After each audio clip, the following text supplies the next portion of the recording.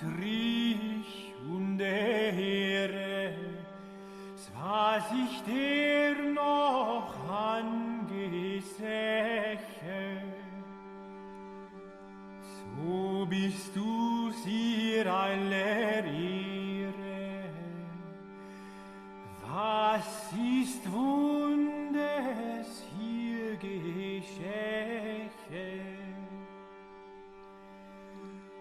Dass ein Magd ein Kind gebar, ihre über aller Engel schar. Was das nicht ein Wunder gab.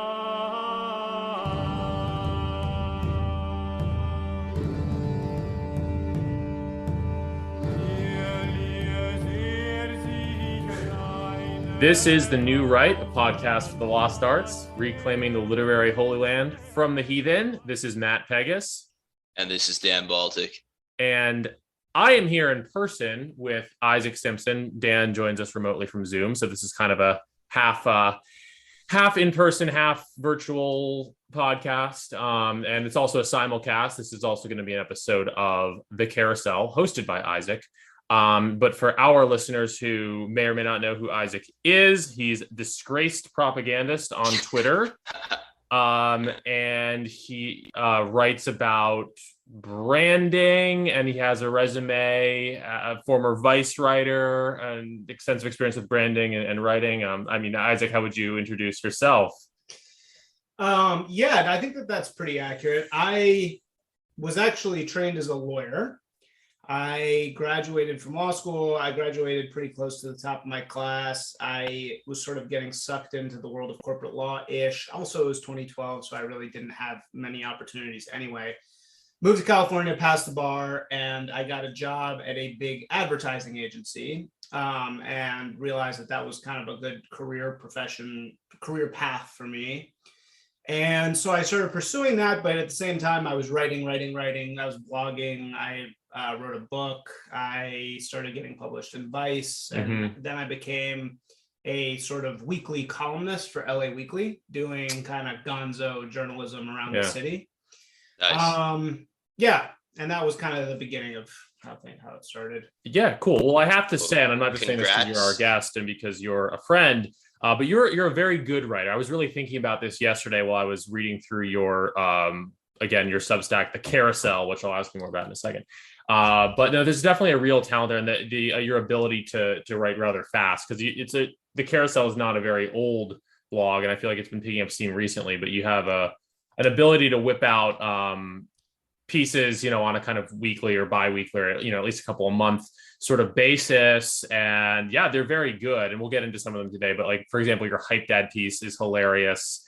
I can see the sort of gonzo influence that you mentioned, because it does have that kind of mix of humor and observations from real life, but then, delving into some kind of more profound points as well. And of course, branding is never too far from the surface. Before we get too far in, though, you recently rebranded yourself from Branding Dork.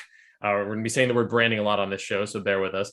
From Branding Dork to Disgraced Propagandist, if you want to comment on that that rebrand, that vibe shift of your own. For solo vibe shift. Yeah.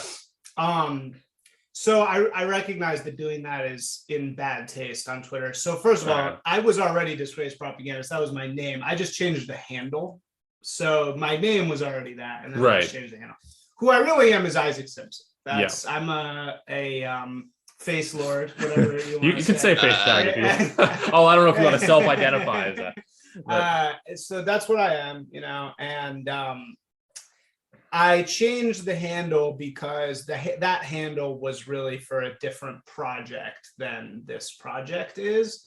And I'd been out of this game of our thing for so long, and I was kind of re-arriving to it. And I just didn't really, I think I had been talking to some people via DMs, and I think they were getting very kind of thrown off by the meaning of that. Yeah. And not that any of that matters, it really doesn't. As Delicious Taco says, just don't think about it, don't care about it. And I would highly recommend that. But this was just very autistically haunting me. So I was just like, all right, I'm changing it. And then I'm never touching it ever again. Yeah. I think it's very relevant. Like branding dork, like when you first like messaged me or commented on my posts, I'm like, branding dork, who the fuck is this guy? Yeah, right. But then like disgraced propagandist, that sounds a lot cooler. Yeah, that is better branding, disgraced propagandist, than branding dork.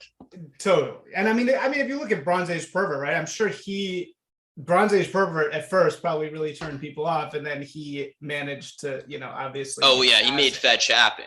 Like Bronze Age Pervert, like that, sounded pretty weird, but like now it's cool. Exactly. So, yeah. And I'm sure if I'd gone long enough into branding dork, that would have been fine. But again, I'm not really trying to.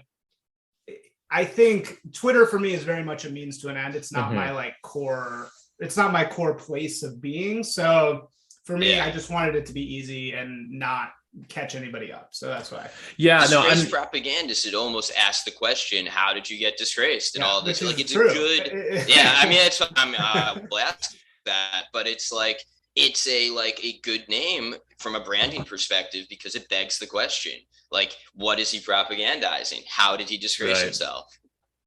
Yeah, no, and for the record, I know people say don't rebrand on Twitter. I don't think there's any problem while you're still growing an audience in toying with that. I think that Zero HP Lovecraft probably shouldn't change his name or even his profile picture, but like for the rest of us who are still kind of scrapping it out, you see what works. I did something similar recently, and kind of for similar reasons, I changed my profile picture, which is, everyone does that occasionally, I suppose. But I had like a drawing of me with like kind of largish glasses on. And I kind of realized that maybe that would too was like, I thought there was kind of an irony to it, as I'm sure there sort of was with branding dork. It's like, look at me, like I'm sort of like this, somewhat nerdy neoliberal character here. But I kind of realized that a lot of people probably wouldn't get that irony seeing the picture. So I added a new picture. But yeah, I think when you're and I feel like I have maybe gotten slightly more followers since then, though maybe that's just because of the pod. I don't know. But I think it's okay to toy with that while you're on your way up. Yeah. No, I mean, Matt, I think that was a good move. That was like the old profile pic. I liked it, but it doesn't really fit the tenor of your account. And the new one definitely is more on brand, shall we say. So yeah. I think what we're saying is like in the primordial phases, you're allowed to kind of screw around with these things. Absolutely. But then maybe after you pass like 1,000 followers, then you got to just like freeze it. Something like that, no hard and fast rules. I've heard the number's 1,500. I've heard that's when things change. That sounds about right. I mean, even like Bronze Age Pervert used to be known as Hyperion, or so I'm told. Oh, so everyone deep history. Yeah. I think Nico Salas said that. But anyway, not to get too far off topic, do you want to talk a little bit about the Carousel, which is your Substack, as well as your podcast, and also just your general. You mentioned that you're kind of coming back to our scene after a bit of a hiatus. I think we'll get into a little bit of personal history to the extent you're comfortable, but also just maybe before the personal history, starting with what your project is now with the Carousel. You're trying to bring an honest voice to branding and about branding for our for lack of a better term, the red pill sphere. If you want to get into that, Yeah, sure. So the name The Carousel comes from that great scene in the last episode of Mad Men season 1, where Don Draper says it's not a wheel, it's a carousel, and it's this kind of emotional moment. And then also it comes from a great Townes Van Zandt song called Miss Carousel, and there's an amazing quote in there that I actually shared, or an amazing lyric where it's like talking about the natural man can't stand and Miss Carousel owns his legs. It's such a great line. Mm-hmm. So, I think the Carousel is reflective of just the cycles of life. And in that scene in Mad Men, what he's doing is classic propaganda. And classic propaganda is tying emotion to a message in order to get people to do something, in order to get people to believe something or do something. And that process is so inherent to daily life now that we take it for granted. Mm-hmm. And I think people in our sphere and in our thing hate it naturally. Like, as the last episode with Delicious Tacos, kill all marketers. I think, and again, seeing the word branding dork, right? That is naturally repellent to our type of people. advertising, branding, marketing, especially the word marketing, just makes you wince, and me included. But I think that is a big part of the reason why we struggle. It's a big part of the reason why we don't have the power that we should have, because those realms, there's a great quote on some Twitter that maybe one of you guys shared recently that was, or somebody did, that was, democracy is government by advertising. Mm-hmm. And if you read early Bernays is all about, there is a small group of people who you don't know who are actually in control of a democratic government. So, he's saying that's later in this conversation. He's literally saying, and I mean, he's literally openly, here. He says, this is what Bernays says. The conscious and intelligent manipulation of the organized habits and opinions of the masses is an important element of democratic society. Those who manipulate this unseen mechanism of society constitute an invisible government, which is the true ruling power of our country. And he goes on and on. So propaganda, as we know it, began with the Catholic Church and then really rose to what we know today in kind of World War I with Britain. Britain did a very good job propagandizing for World War I. But then with Bernays, who's like kind of the 20s and later, it becomes the fundamental fixture of what the ruling party is doing. Yeah. Like, I think the Hillary Clintons of the world, these neo-libs and neocons, they view their job as propaganda. That is what they think they're doing. Government by propaganda. Yeah, they read Saul Alinsky, they say, oh, my job is to manipulate people into just letting me stay in power, basically. Yeah. And so I think that our side, or our people, need to look at branding and marketing through a lens of acceptance more so. And what I'm trying to do with the carousel is bring a gonzo, transparent, clear look at what that world is like, because that world is truly isolated. It's not like, I was a lawyer. It's not like law. Law has a very clear way in. So many of our people are in law. Same with medicine, same with any of these other things that have this very clear path. Advertising is totally sectioned off. It is really hard to get into it. And once you're in here, you're like, what is this world that I've stumbled into? In fact, after graduating from college, I was like trying to be a journalist, but working in public relations to make money.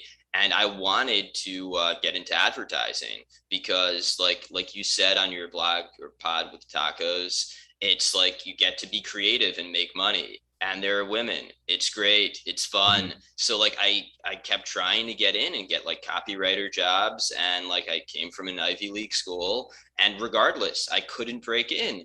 And so eventually I went to law school, and it's kind of, I guess it's the opposite of your story. Yeah. But it's a really hard industry to break into, I found.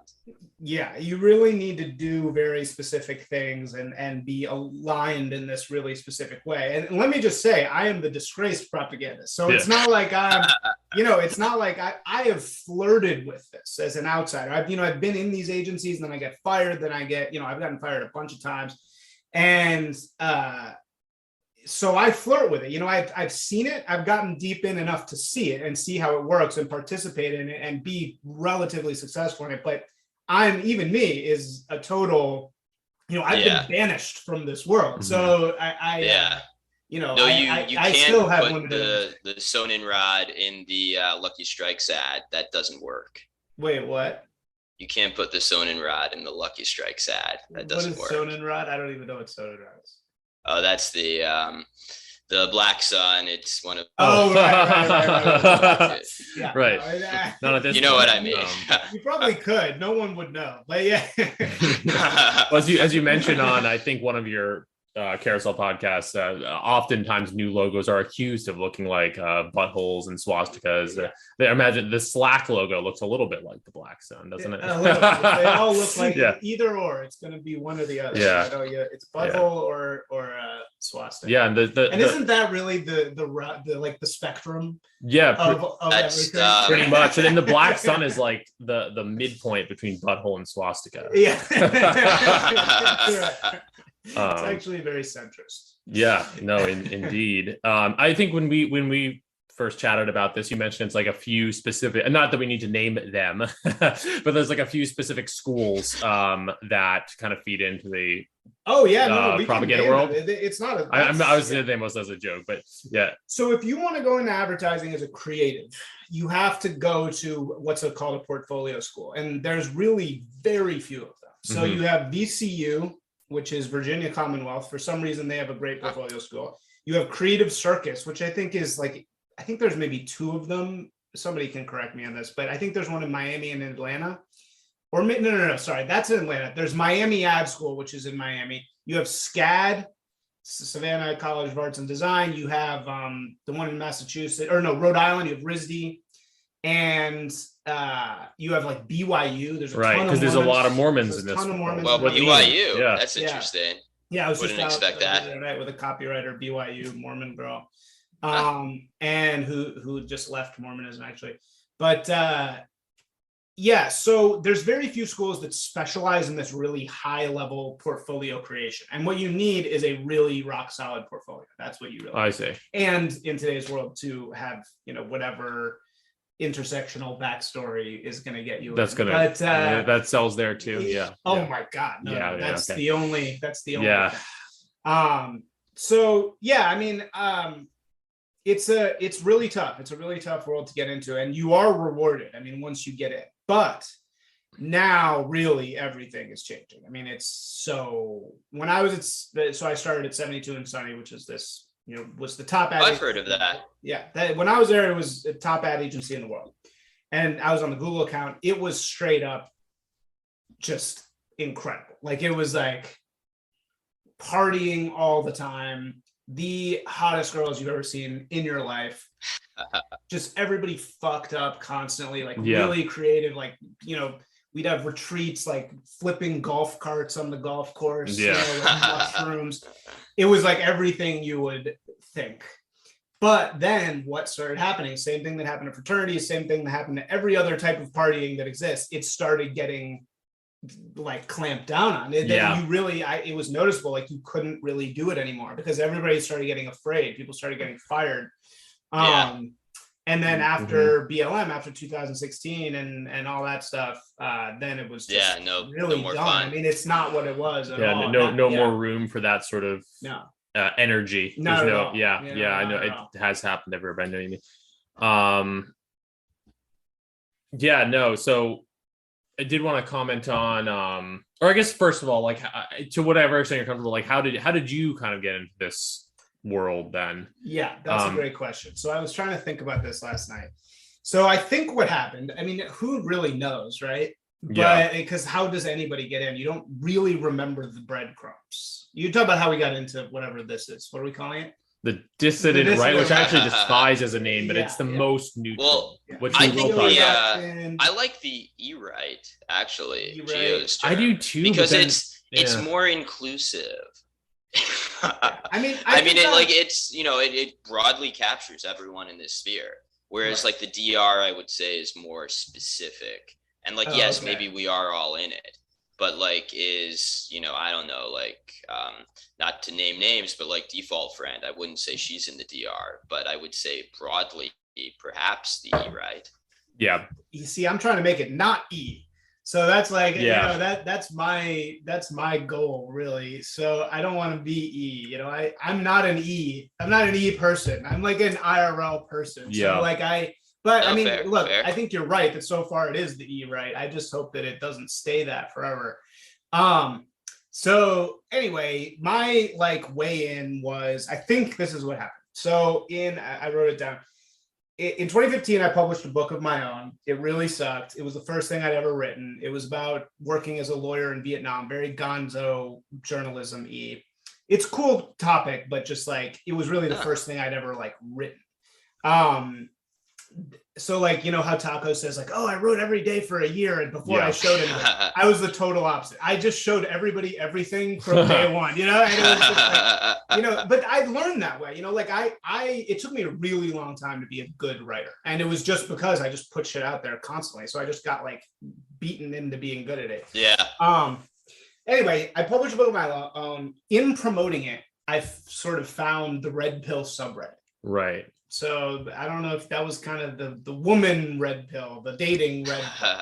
And there was an article on there called, the first like required reading was The Misandry Bubble by The Futurist. Do you guys remember this? No, I probably wasn't around then, in truth. So this was like this was pre-Trump. Yeah, I wasn't. All right. And it was this long essay by this guy Imran Khan, who is, I don't think, I've heard the name. Well, he's the president of Pakistan, but I don't think it's okay, that's probably why I've heard the name, but yeah. And it was this like talking about hypergamy, talking about what happens when marriage ends and women become unmoored from the one-to-one relationship with men. Yeah. And it turns into this 80-20 thing where only the top guys are getting laid and the rest of the guys aren't. Yeah. And I was so red. It was like popping a balloon. I was so red. Yeah. It was like the first time I'd ever read anything like that. And I was like, holy shit. Like there is this whole world of thought out there that I have never accessed. And I've thought these things and I knew there was something wrong, but I didn't have the words. And this was the first time I'd ever read anything like that. And that was really the beginning of it. And then I found, Ted Kaczynski. You read Industrial Society.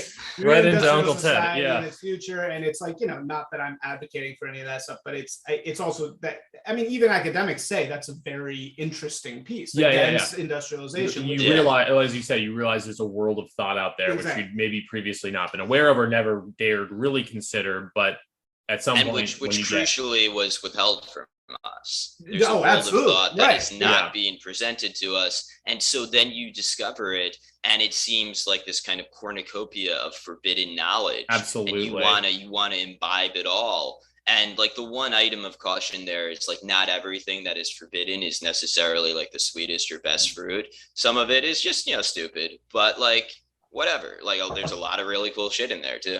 Yeah, no, definitely. And I think that your story with it is not entirely dissimilar to Dan's and mine. It's kind of interesting. I don't know if you would exactly say this, but in the process, you were self-publishing a book, right? Oh, yeah. So the relationship between not just like self-publishing based stuff, but just self-publishing in general. Anything, independent thinker. What's that? Yeah, exactly. Anyone who's, this is our origin story to an extent.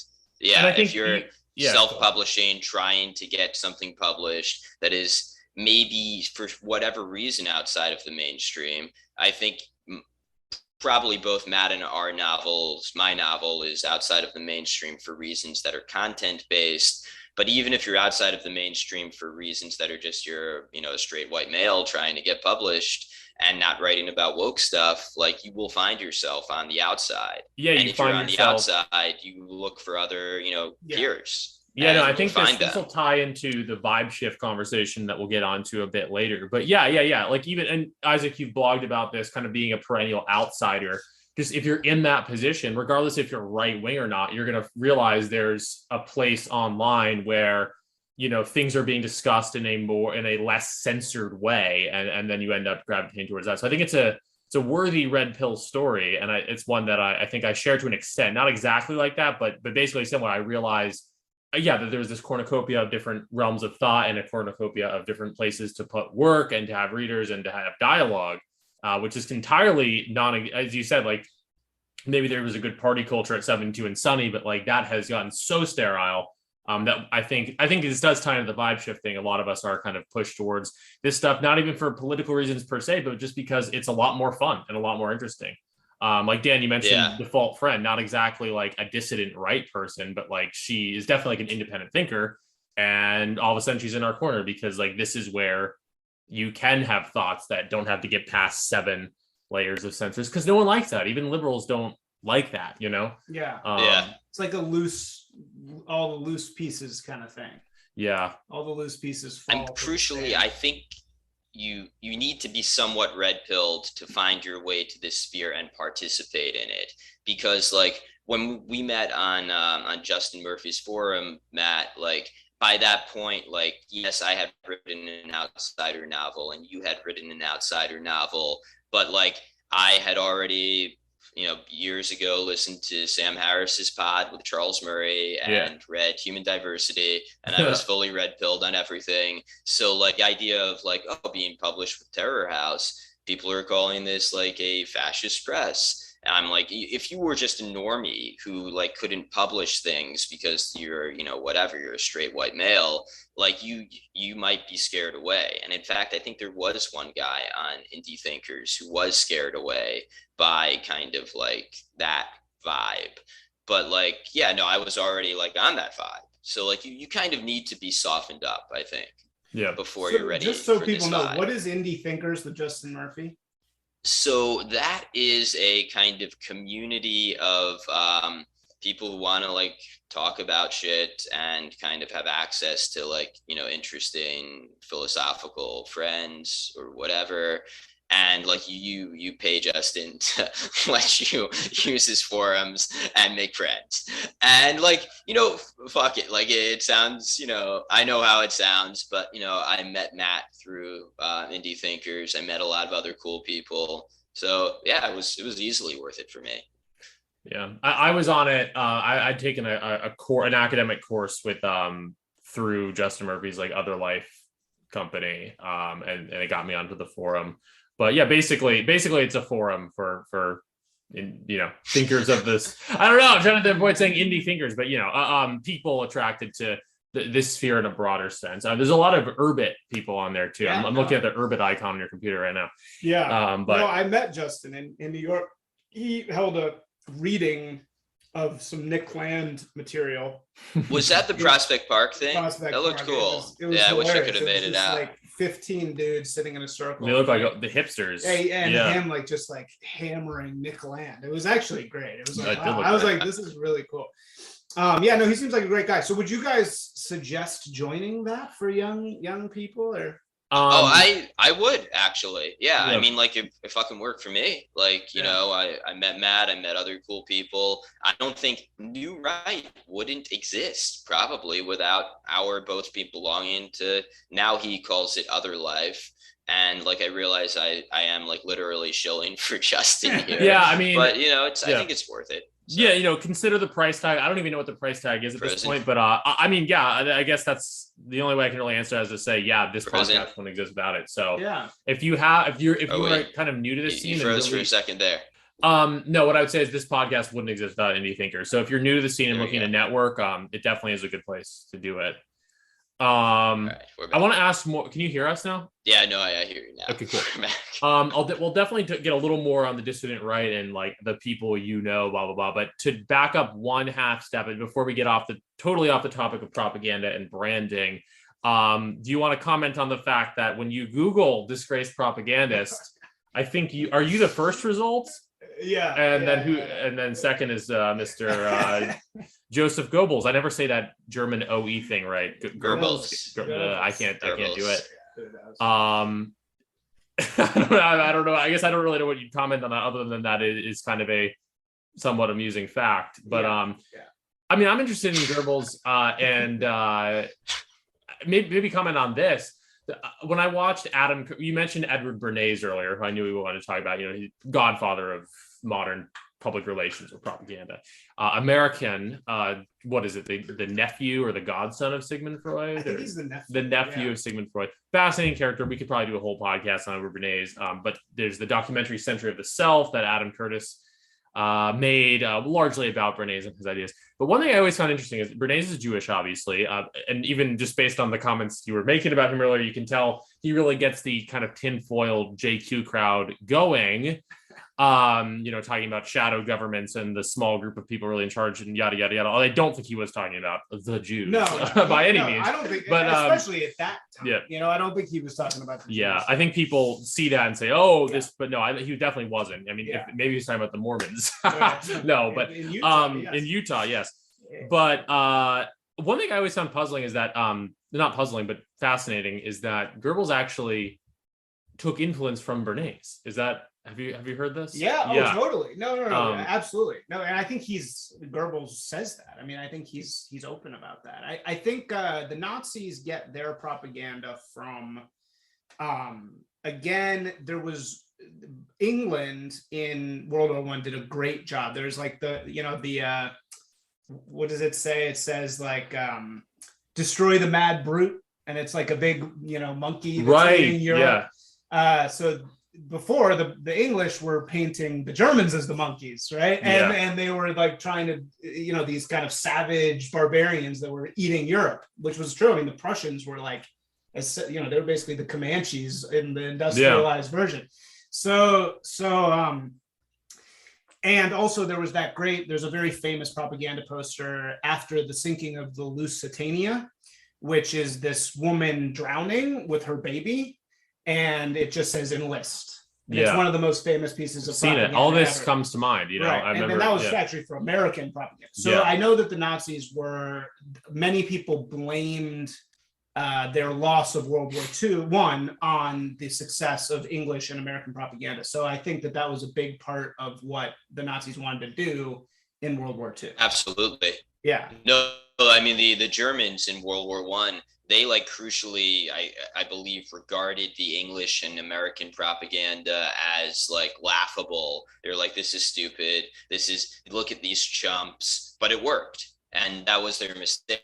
They didn't regard it as a real threat, which is in some ways similar to how conservatives regard, the liberal control of the media and liberal propaganda. It's like, well, this is so fake and gay. How could anyone believe this? Right. And lo and behold, a lot of people did believe it and do believe it. And now your son is a gay Marine, getting his dick chopped off. But because you brought up that interest. I mean, the case you talk about woke marketing. Case in point, that recent Marines, or was it just Army ad with the rainbow bullets? I mean, it's ridiculous to us. It's proof of clown world, whatever. It's actually pretty funny. But no, I think that some people do. I think that reflects sort of what's going on, and I think that there's probably a class of people out there who are really moved by that, unfortunately, perhaps. Speaking of right-wing branding, are you familiar with the way Chris Rufo is trying to kind of like brand the culture wars from a right perspective? No. What is... Oh, well, so he's like, Chris Rufo is an investigative journalist who kind of got into like really like the anti-woke thing.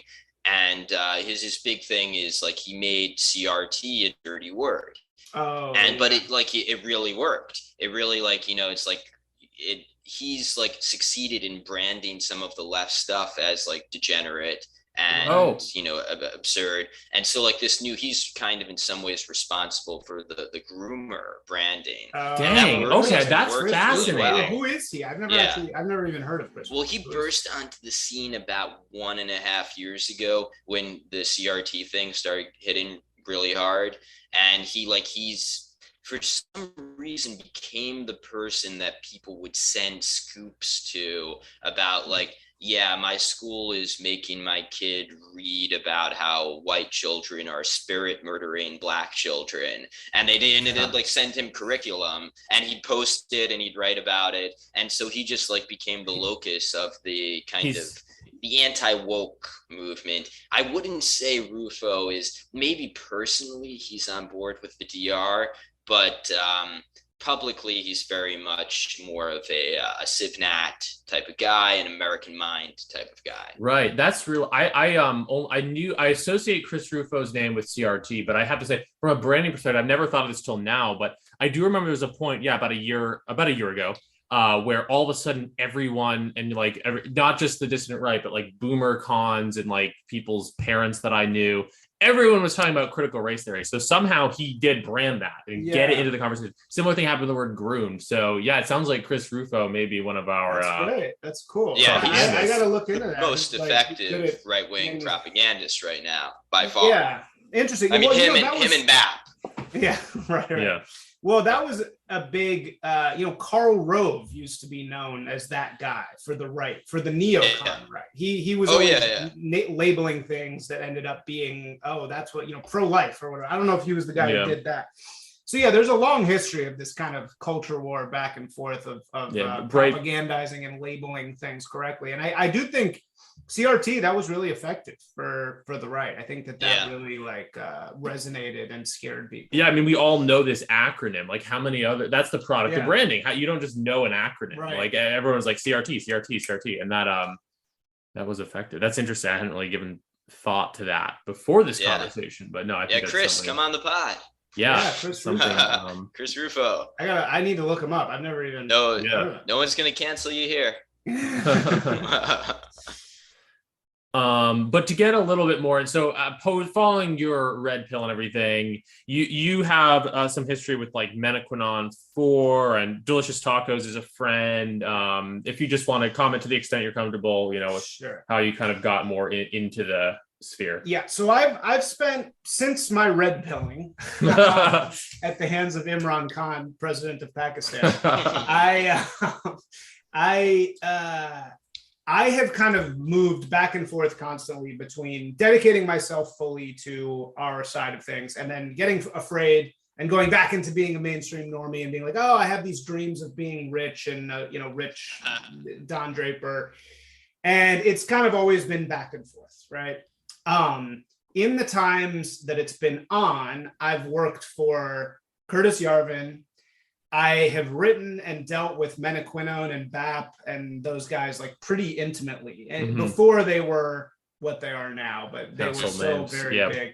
There's an article I wrote called Raining Frogs that's from that era that kind of is all about Menaquinone and him getting banned. And I dealt with Menaquinone a lot at that time. And, it was always, I'm just not an internet person. So I always struggled with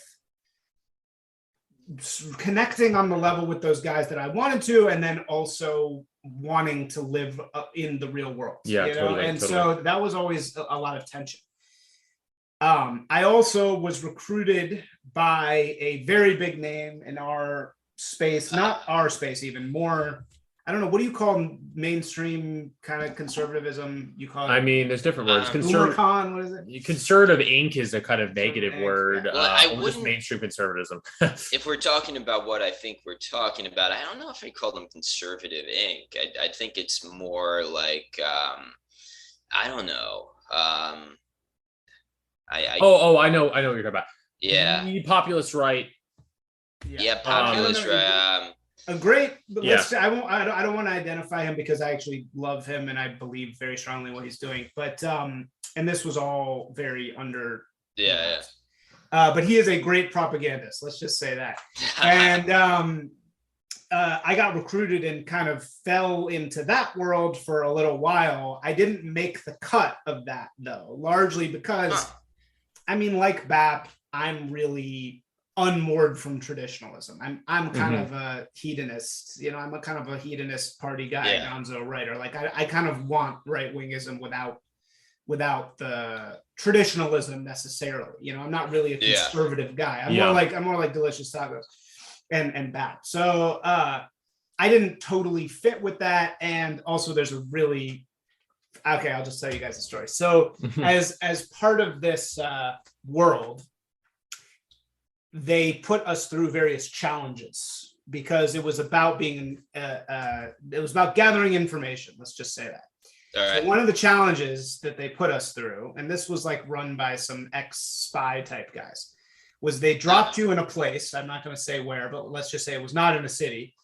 And you had 3 hours or a certain amount of hours to get somebody's full information, including their social security number, their picture, their measurements, everything that you could get about a person. You had 4 hours. This was a challenge. So they dropped each of us in a different place. I get dropped at this Roadhouse bar. So I'm sitting there. It's like the afternoon. It's like 4 p.m. or something. And there's just like a few drunk, like 55-year-old total country people there. And I'm just sitting there like, what am I doing? I kind of like, hi, my name is Isaac. Yeah. like they're like, who the fuck are you? So I'm just like sitting there in my like cool outfit, like like drinking, and they're just like staring at me like, what are you doing? Smoking cigarettes inside, and I'm like, I kind of like ask them to bum a cigarette. I like am kind of like trying to start a conversation with them, and they're just like not having it at all. So I'm sitting there getting drunker and drunker, and my time is running out. So I'm like, okay, I just need to figure something out. So I say, okay, guys, you know what? I was lying before. I'm actually a Hollywood producer, and we're working on a like diners and drives thing about roadhouses across the country. Like, and we think this place will work. They totally buy it. Everybody there is like 100%. They're like, oh, we wondered why you were here. Like, yeah, come on. Like, I'm buying drinks for everybody. And awesome. I succeed. There was like this young bartender girl who like wanted to be a star, got her social, got her picture, got everything about her. Amazing. Oh, shit. We leave. Yeah. I'm like one of the few people that succeeded because it's actually a really hard challenge. It's really more of one of those challenges that you're supposed to fail. You're actually not really supposed to succeed. It's more just like how you fail. Yeah, yeah. But I actually succeeded, but I'm trashed. And halfway back to where we're going, I'm with these like spy dudes. I'm like, I forgot my wallet. And they're like, they were so pissed. You know, like the people had my ID. They called me. They like had my number.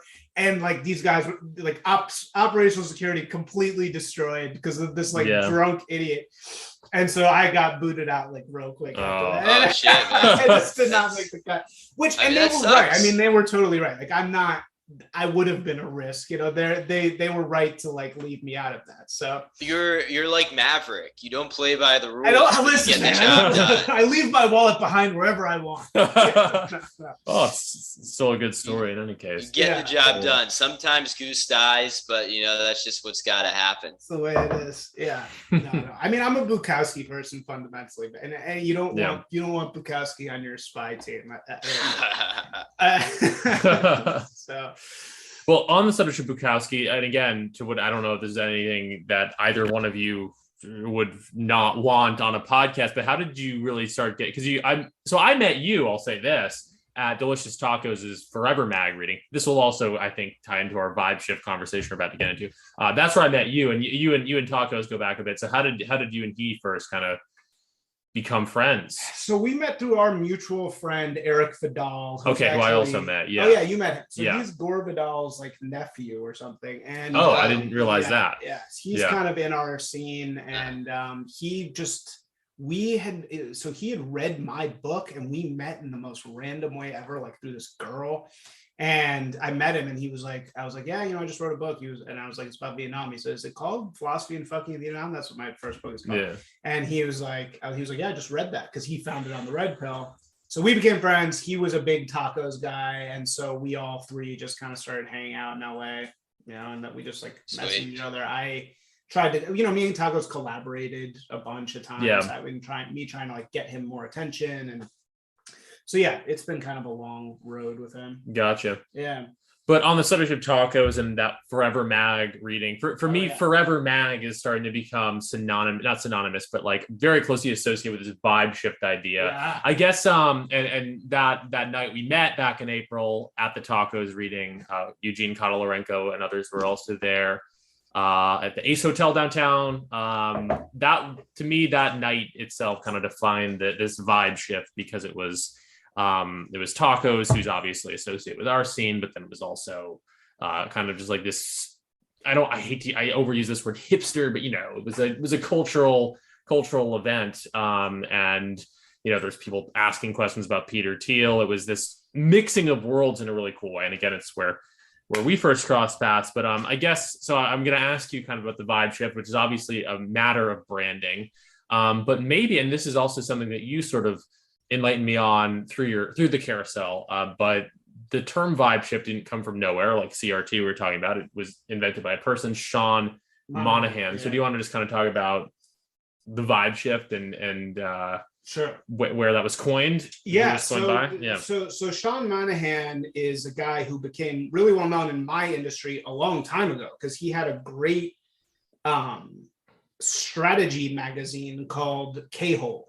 Mm-hmm. So he coined the term normcore. Right. And that was a long time ago. Yeah, that was a while ago. So he's just a really genius sort of trend predictor type of guy. And he wrote this short article on his Substack called 8 Ball, which is, it's really not for everybody. It's for people in my world, in the world of like marketing and media and that type of thing. But he wrote an article called something about the vibe shift, and he breaks out the last few eras of culture, and he says that the last era of culture was hype beast woke, and like that was the last 5 years or 4 years, and he marks that it is the end of that, and we're now shifting to another vibe, and he hints very strongly that the vibe we're shifting to is a much more right-wing one, and involving Catholicism, Eastern Orthodox, smoking cigarettes, all these kind of things you're not supposed to do, all these thinkers you're not supposed to think about. And you see that very strongly reflected in places like Forever Magazine, where all the girls are talking about Catholicism and smoking cigarettes. Yeah. I remember at a party telling a girl that I'm considering converting to Eastern Orthodoxism just to make the conversation keep going. So the vibe shift is real. I'm like, if I were to, embrace a particular denomination, I think Eastern Orthodox is pretty based. That's hilarious. That's what everybody's doing. So anyway, I think he's totally right. And it resonated immediately. And then Vanity Fair wrote the piece about the vibe shift in the context of Peter Thiel funding all these cool kid parties. And then in Urbit, we saw that it was really real. I mean, there was a party on Friday night that was like the coolest party you could imagine, in this really cool venue. And it was just like totally true that the world of Delicious Tacos, which I've been a part of for a long time, the world of BAP, the world of Curtis Yarvin, is truly intermingling with cool culture. Yeah. And I genuinely think cool culture doesn't understand it at all. Like, I think the Red Scare girls have no fucking... I mean, the Red Scare girls... Anna does at least. Anna gets it. I take that back. She does get it. But, like, the wet brain people and everybody else, I think they have a vague notion of, like, I want to have a relationship with God. I don't want to be a total vapid slut. But beyond that, like, I don't think they really understand what Curtis is saying. Yeah. I mean, I think mileage may vary with some of the cool kid crowd. Again, like we said, Anna probably gets. I think others... it's one of those things where things start as sort of pretentious or post-ironic, quote unquote, but then the real thing can follow. So I do think if one's hope, and I'm not necessarily saying this is my hope, but if one's hope is that there's a big right-wing shift in the youth, well, hell, it probably is my hope. If one's hope is that I think there is reason to think that could happen, but it starts as this kind of pretentious, this is, cultural intrigue, which was always kind of the goal for some of us, I think. Definitely. No, I totally agree. And it doesn't matter. Let me just clarify that I don't think it matters at all that they don't really fully get it. I think it's so great and so awesome. And like, it's just amazing actually happening. I don't think I really, believed fully in what we're doing until now, until that Forever Magazine party. I think that was the moment that I was like, boom. Well, it's like you said on the you mentioned you're not with tacos. Sorry, Dan, what's it's that? The women. It's like you said on the episode with tacos. It's the women. Yeah. Once women show up to these parties, suddenly it becomes real. It becomes like, because without them, it's just kind of like, oh, who knows if this will ever be successful? Who knows, like, if people will ever listen?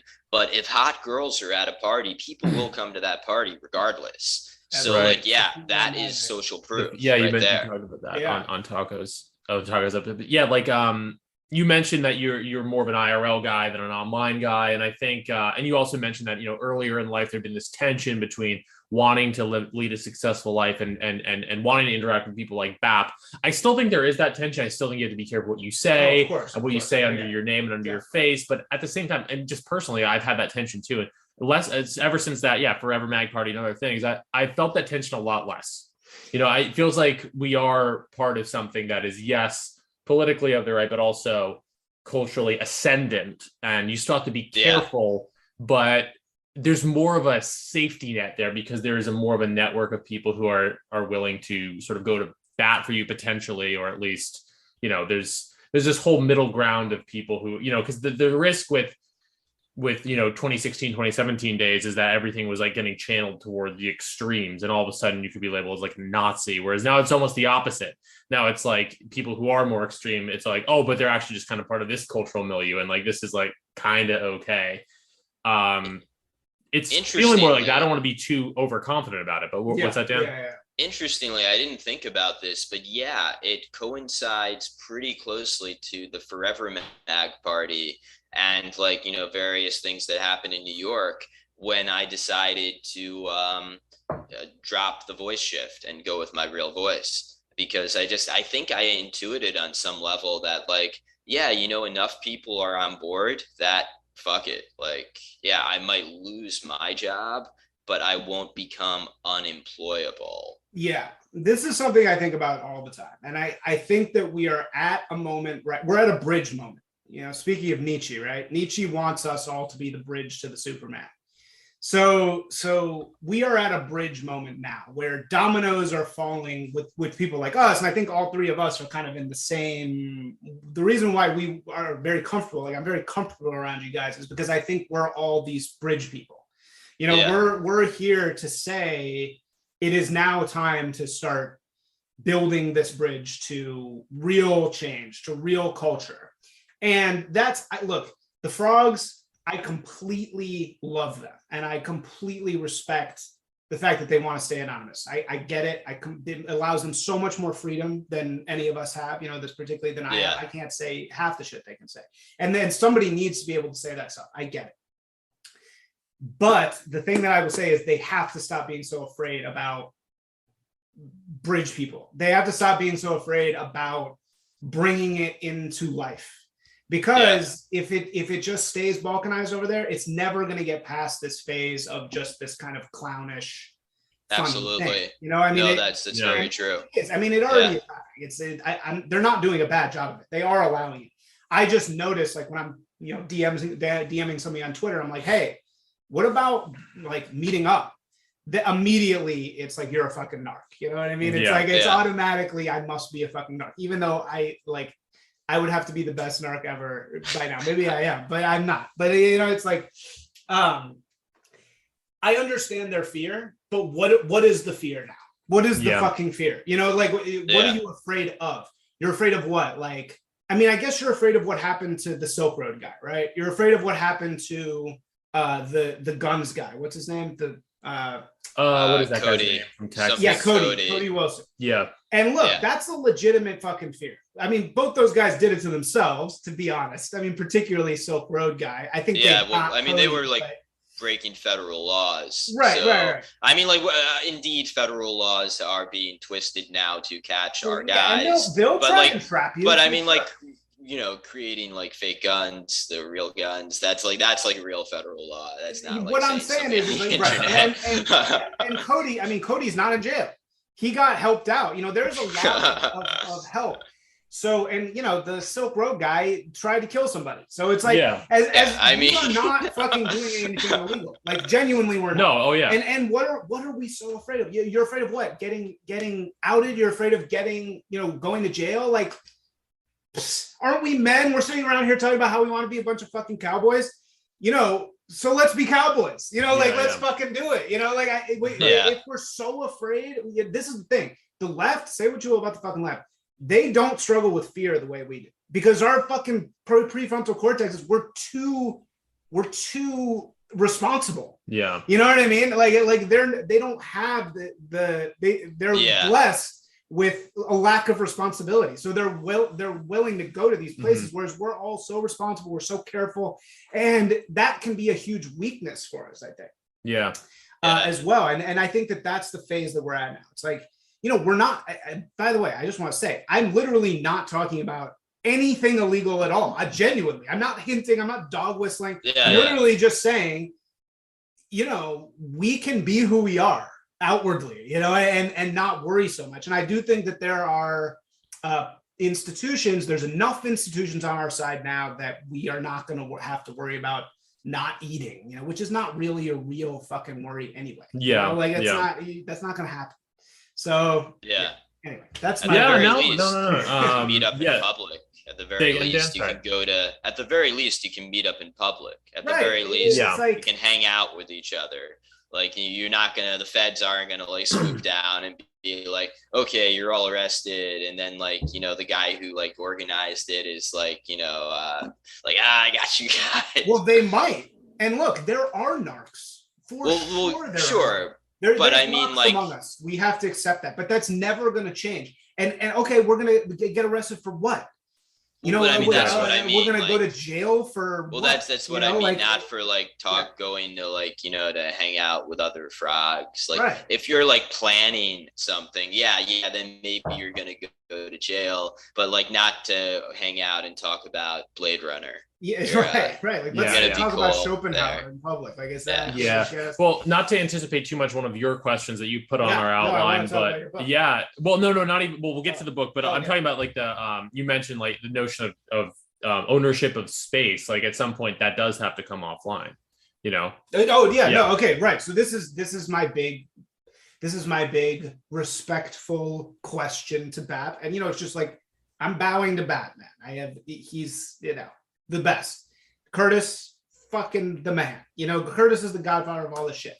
But what I asked them is, if this is about space, when does it become about space? Yeah.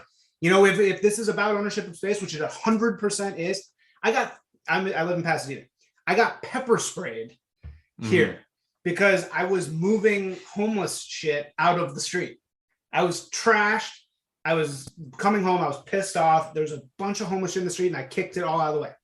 I walked another block, 3 young white dudes, I don't know who they were, I don't know what it was, ran up behind me. They're like, hey man. I had my big glasses on. I turned around and I'm like, all right, I guess it's time to fight. And they came up to me and they pepper sprayed me in the face and ran away. Yeah. And I was like, man. This is it. This is the battle for space is real. And it's now. And you see it in front of you every second. You see space being destroyed. And especially if you live in LA. Yeah. And I'm going to bracket this for later, but we should definitely talk a little bit about life in LA and the politics and the Rick Roos of it all. But to keep on point for now. No, you. No, it's all absolutely relevant, and I get what you're saying. To stick with the vibe shift a little bit, just to define it a little more with a little more of a fine point to it. Do you think the vibe shift is like a rebrand of the alt-right, or what exactly is it? Because I'm of the opinion it's a lot simpler than that. What do you think it is? So I think, and I this is your respectful question to BAP, mine to I guess Delicious Tacos. I really don't mean this in a combative way. I just happen to disagree with him on this point. He's been talking a little bit. And it's funny because he is right that this is the process for a lot of things. He talks about how like racism or like casual racism or like jokey racism is about to become cool and it's going to go mainstream. And then because it goes mainstream, it's going to get lame. The same that happened with weed and like homosexuality, which is a funny concept because he's right in the case of weed and homosexuality. But I don't think he's right that that anything explicitly racist or just anything really explicitly right wing or even explicitly trad is about to go as mainstream as he seems to be conveying. He's talking about this on Twitter. He talked about it on your podcast a bit. I think that those kinds of more, in the case of race, casual racism, dangerous, socially dangerous ideas, and even the more the harder edge traditionalist stuff, I think those are kind of the vibe shift and the kind of cool kids attracted to the vibe shift recognize the energy there and are going to touch it from a distance. But I don't think there's just no one's going to put money behind those. Maybe traditionalism, but definitely not the racism. No one's going to put like money behind those and into sanctioning them. Those are not going mainstream. So for as much racist ideas. Yeah. I do think there's a vibe shift, but I don't think it's going to go that far to the point where there's going to be any kind of authoritarian right-wing notions that are going to enter into our lives at all. Yeah. So I disagree with Tacos there.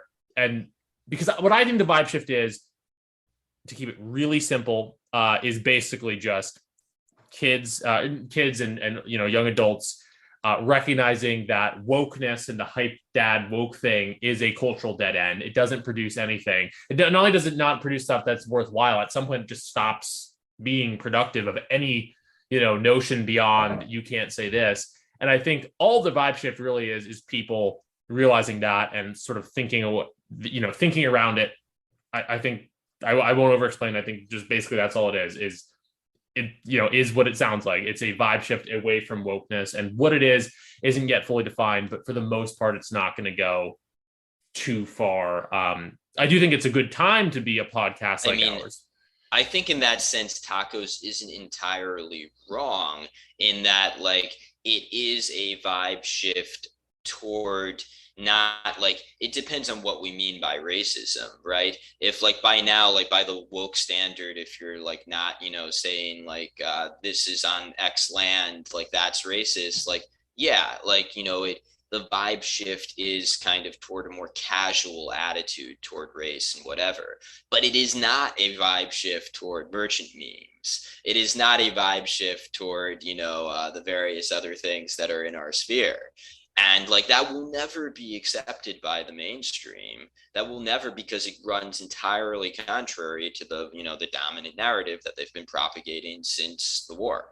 Yeah. And it can't be assimilated. And nor the girls who show up at the Forever Mag party, nor would they countenance that. They wouldn't accept that. They would be, they like the kind of like jokey whatever. Right. But like if it got too deep, they'd be like, oh, that's gross. Oh, that's ugly. And like, and yeah, maybe sometimes it is gross and ugly, but also it's it's a political thing. So I will say never bet against tacos. He is that guy in terms of predicting things. He's right. He's always right. I remember like early on in the pandemic, he was like, we're all going to get this. And I was like, really? And he was 100% right.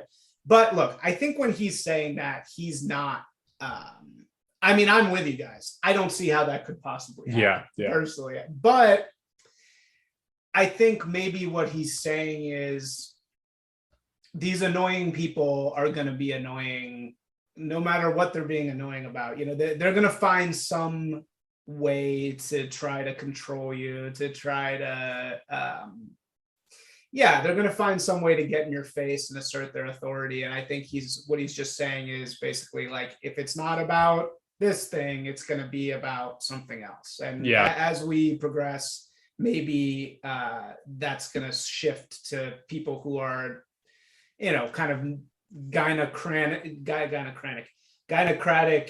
like, Nurse Ratchets who were being run by now. They're never going to stop existing. Yeah. It's like they're going to find some way to exist no matter, even if we overthrew the whole thing, right? And like went back to real America. Those people still exist there too. So I guess the way I could look at it, so another way of defining how I would define the vibe shift is it's a reaction to an overcorrection, or like a profound overcorrection. In this case, wokeness being a really, really severe overcorrection, based on whatever racism.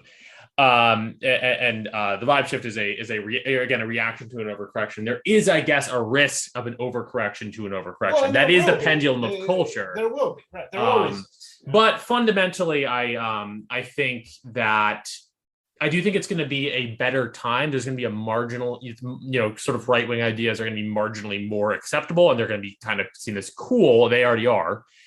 But at the same time, I think all the vibe shift really is I don't think it's it's certainly not entered the overcorrection stage yet. I think all it is right now is, and this isn't me downgrading it, because I think this is great. Again, because I'm not exactly, capital C conservative either. I too, enjoy like the artsier stuff and that whole lifestyle.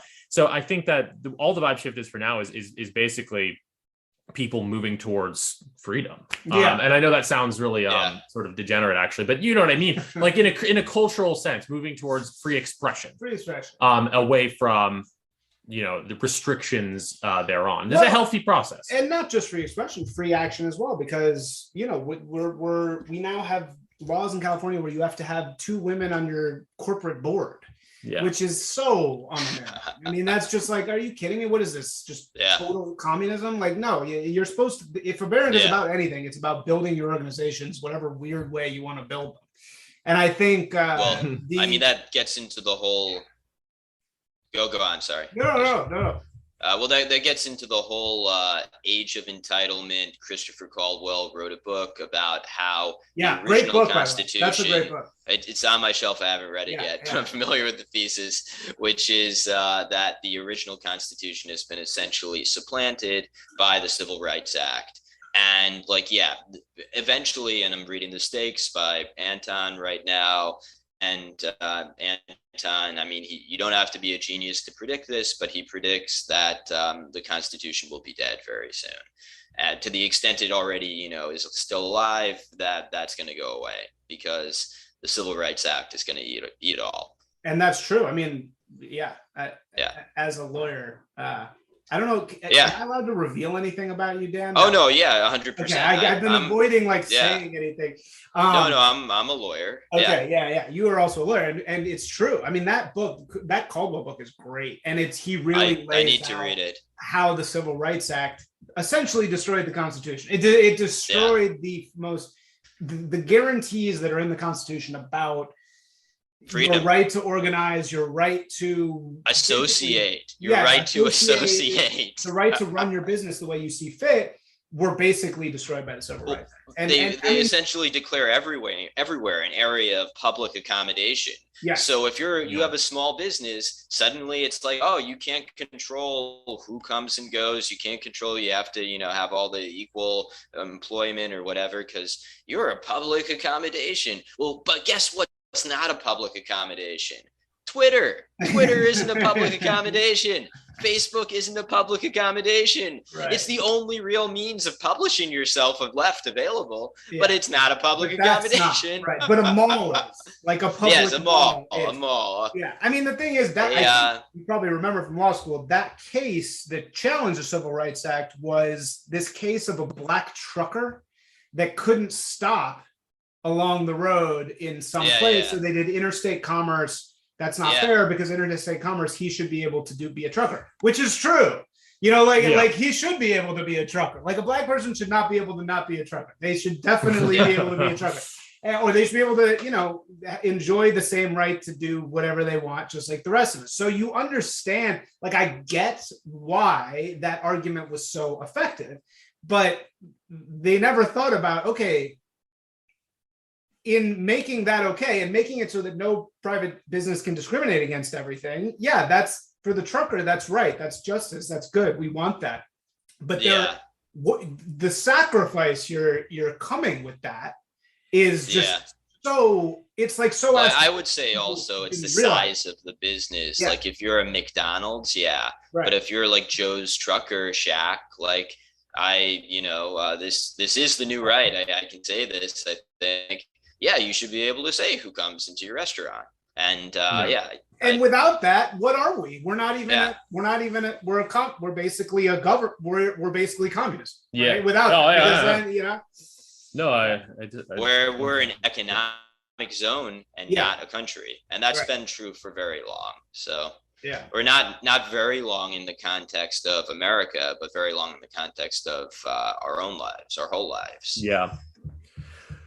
Well, I think it's almost time to move into the literary portion of the conversation. But I gotta say, winners and losers of the vibe shift. Okay. Your article on hype dads is hilarious. If you just want to say what a hype dad is. So a hype dad is and this is really a very real thing. They are the deep state of the marketing world. Yeah. And so the deep state of the marketing world is absolutely chock full of this same type of white guy who has a wave of hype beast woke, right? Per Sean Manahan. And they make so much money, these guys. Yeah. They make $500,000 a year more working as creative directors at these agencies or in-house at Amazon, whatever it is. And they all have this really similar vibe. And the reason why people resonate with that is that people know this guy so well. Yeah, he owns at least one expensive surfboard and or bike. Yeah, I mean, that's what's funny about the article is that you pinpoint it kind of the same way that Monahan pinpoint things with normcore. It's like, holy shit, that's a real thing. Yeah, hype dad too. We're going. It's this type of white dude who has just kind of grifted for so long and is totally clueless about everything. He doesn't even really. He works like a couple hours a day, and he spends the rest of his time who knows, like listeing to again, Kendrick Lamar. Listening to Kendrick Lamar and Pod Save America, and like, yeah, going to Pete Buttigieg like $2,000 a plate dinners in his town. So these guys are everywhere, and everyone hates them. The funny thing that's great is that both left and right equally hate these guys because they're so full of shit, and they run the marketing world, and they really they're very woke, and they've used wokeness to get ahead, but now the clock has run out on them because even the left-wing people are like, you're just totally pretending, like you don't care at all. So I think those guys are definitely a loser of that world. One guy I would check, speaking of like the anti-hype dad, there's a guy, Brett Craig, who was basically a hype dad, but he was conservative. He was, top creative director at Deutsch. He got canceled for an email in which he called a black person that was auditioning for a role too urban. So he got canceled for that, which anybody in our industry, even the wokest people, were like, that's not really fair, because it's his job to comment on the people. So he was sort of this like casualty, and he just recently became head of creative for Daily Wire. So he's sort of like rehabbed himself and reformed himself into this post vibe shift creative director on our side of things. Yeah. So I've talked to him a little bit, and he's he's kind of a normie. He's not really sweet. He doesn't read any of the stuff we read, but he's a great guy to follow because he's really somebody who knows how to do this stuff like way better than me. And now he's flipped. He's like flipped sides. Mm. Is that answering your question, or did you? I mostly just wanted to mention the hype that thing because it's a hilarious article that people should read, and it's a good example. The kind of writing you do, and also the kind of social trends and intersecting with branding that you talk about. So I think it's still maybe the article pinned on your blog. Yeah, perhaps for good reason. Anyone who wants to check out Isaac's work should read that. But Isaac's work aside, we're also going to talk about my work today. This is also my podcast. God. So no, Matt, let's talk about vibe shift. Let's talk about your book, Dragon Day. Very good novel. It's great. So I was really I outside of Delicious Tacos, a lot of the other writers in our sphere, I of course support them, but I haven't really found myself being like a avid reader of them. That's nothing against them. That's just like my taste. Yeah. Again, I'm a Bukowski person, so that's like I read, that type of. I read pretty like, I read Cormac McCarthy. Right. I read that kind of stuff. So, but your book really reminded me of Welbeck, who is no higher compliment. I don't even know if I deserve it, but thank you. Well, so what I really was surprised. I don't know what I was really expecting. I guess I was expecting something more. First of all, the cover of your book. Can we talk about the cover? Yeah, we can talk about the cover. The cover of your book. Someone was making fun of it on Twitter recently. So is this like anime-looking dragon with it's not a black sun, but it's like a something else that splits the difference. It's a chaos star, actually. It's a chaos. So what is a chaos star? That is it's a symbol that I learned about first from Russian philosopher Alexander Dugin. Oh, dude, I'm a big Dugin guy. Yeah, me too. Oh, nice. And I became fascinated, as I think a lot of people are, with the kind of more occult element of Dugin's thought, which sounds silly, but like it's very present there. He cites Aleister Crowley as an influence, and again, the Chaos Star is the symbol of the Eurasianist movement. And but my book is not really about Eurasianism per se. Dugin is not mentioned by name, although I think there's it's somewhat, not that I'm satirizing Dugin's ideas. It's just that I'm kind of just taking some degree of influence from some of the more esoteric or mystical elements of Dugin, and combined with his sort of right of center, or as he would call it, fourth political theory position. And I'm kind of putting it in a fictional voice. I'm not satirizing it per se, but I am, making my own sort of fictionalized version. Yeah. So that's where that comes from. Okay. But yeah, the cover is done by Matt Lawrence, who's the same guy who does Tacos covers, the same guy who does our New Right logo. He's one of our not propagandist, but one of our of the DR of the he's one of the main guys doing art. Also the first guest on this podcast. Oh, awesome. I like the cover. And the so people, art director for Terror House Press as well. Yes, all the Terror House covers. Nice. Some guy was making fun of the cover, saying like it doesn't match the book, which maybe I think I said that. You said that. No, I was. There was someone else who was more negative, who was like, "What is this dragon penis book or something?" But yeah, I don't think it totally matches the tone. But also, it's. I mean, what do you think of the cover? Yeah. I don't. The cover just to me looks like a Dungeons and Dragons board game thing. So like when I'm looking at this, I'm thinking it's like a super nerd book about. I don't even know. I wasn't expecting a Welbeckian book about a young man traversing. First of all, it's short. It's very short. 120 pages. Yeah, and it's very. It's like striking. What's the word? It's like discomfiting right off the bat. There's an anal rape scene in the first chapter that you're totally not ready for, and it's like. It's very in the same way that Welbeck is very raw and in-your-face sexual, simultaneously mixing with really complex scientific academic ideas. It's the same thing here. And this cover for me, I was thinking it's going to be much more like irony, kind of like,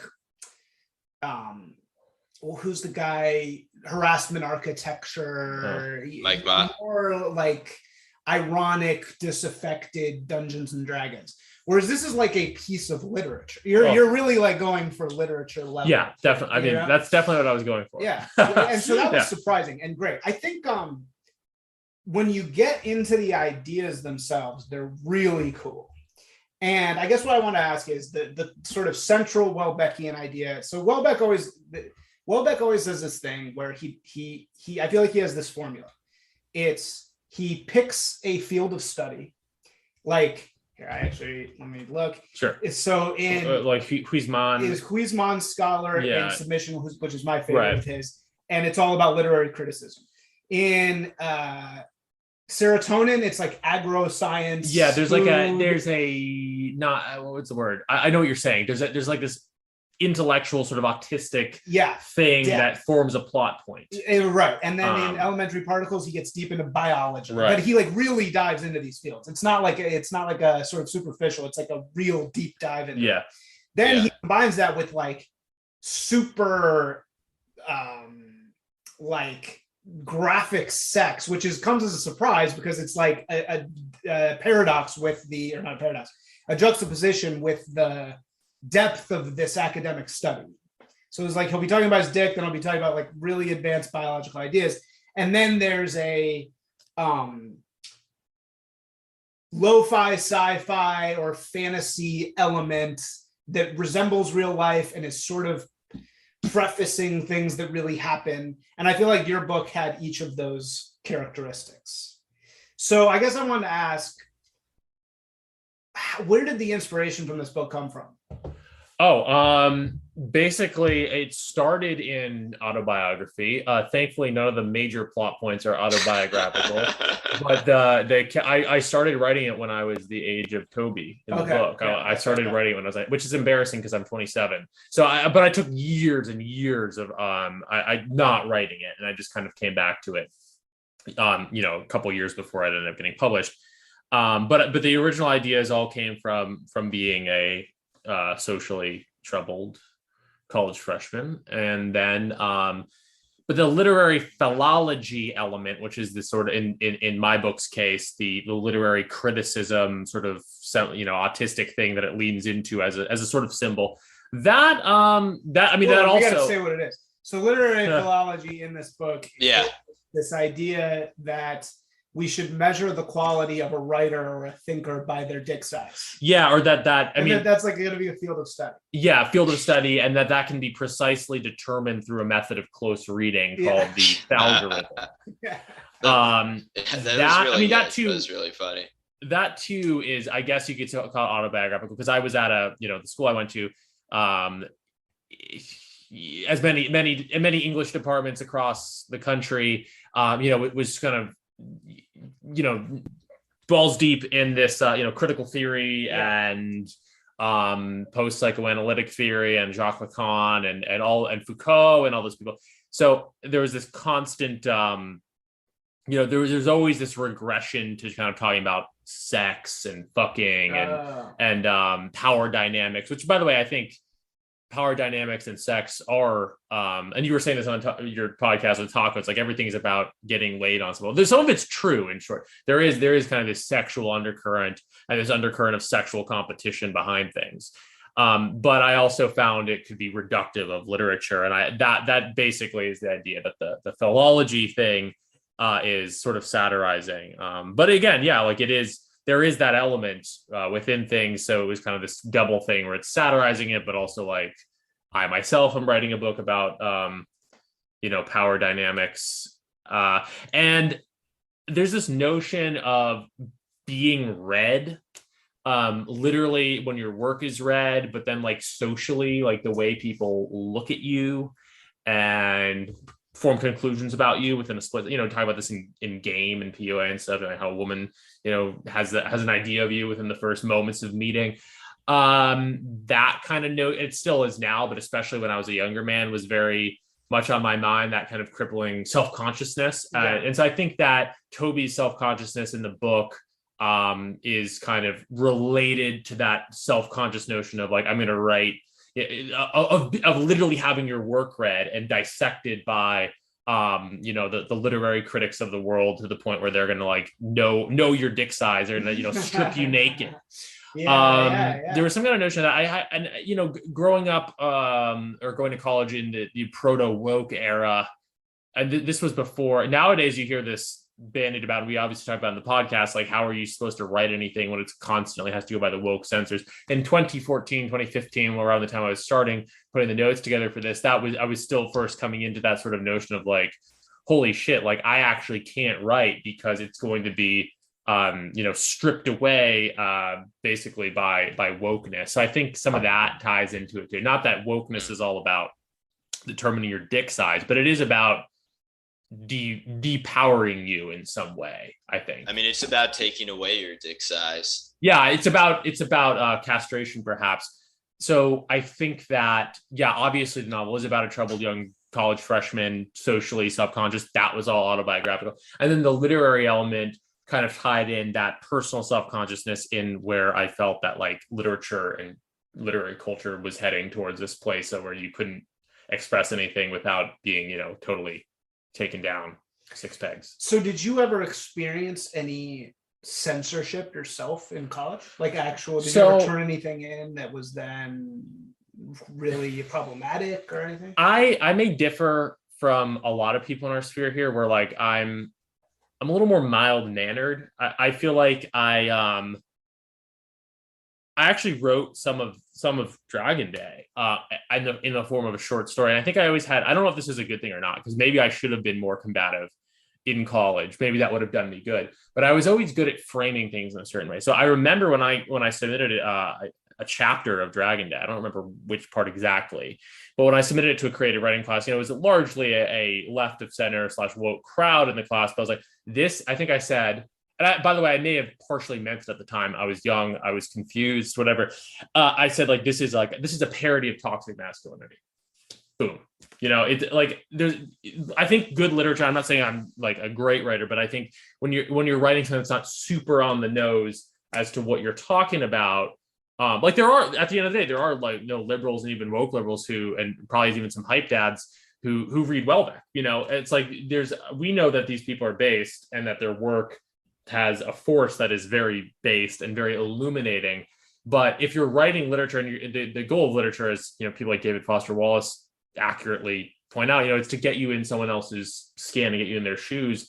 I still think, and as bad as woke is, I still think you can do that in a way where you can approach some dangerous ideas, even within a more censorious environment. So I actually got pretty positive feedback. A lot of people were like, oh, wow, this is, the penis story, they probably called it, because it was probably that scene where he's like worried about his dick size or whatever. I got a lot of good feedback from men, women. Yeah. So you just actually, in short, not really. I think I kind of realized ahead of time. I didn't want to get to the point where I was like, viewed overly censored. Or, I mean, obviously there was comments like, oh, like, are you sure you should be saying this, that, and the other thing? That's inevitable. But I was never like totally shouted down because I always framed it, I think, the right way. So, yeah, no, I mean, it sounds like you framed it. You said, oh, it's really, you kind of said, oh, it's a parody. Yeah. It's like, it's about like how toxic that male mindset can be. I mean, if you gave someone someone Delicious Tacos book and said that, they'd probably be like, oh yeah, totally. No, yeah, it's a parody. Oh yeah. Yeah, well, but that is self-castration in a way, right? Because then you're, we're saying so. Well, and it's good enough that it's clear. Yeah, I think that you could get away with it. So you never faced any of that. You never faced any cancellation or anything? Yeah, I've never been canceled yet. It could happen. Never anybody getting you in trouble? No trouble. No trouble so far. Well, that's great. That's good. I've lost friends, here and there, but like, yeah, never real trouble, never real cancellation. Oh, okay. Not yet.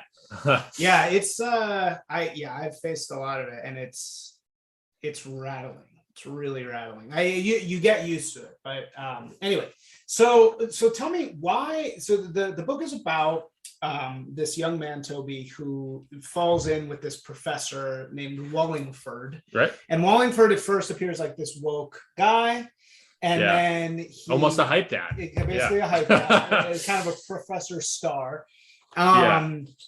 Also, just full spoilers. So Toby gets raped in the first thing by a guy, and then the guy, he's kind of unsure if it's Wallingford or not. He thinks maybe it is.